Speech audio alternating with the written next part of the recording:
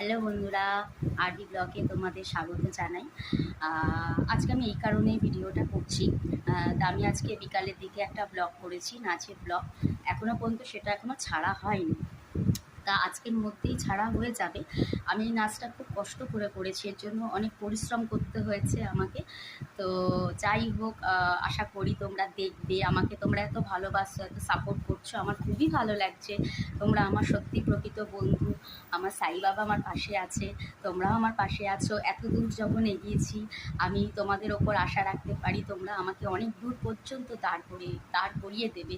আমার বাবার অসুস্থতার মধ্যেও আমি এত দূর যে এগোতে পেরেছি তোমাদের সবার ভালোবাসার জন্য, এটা আমি সত্যি খুব আনন্দিত।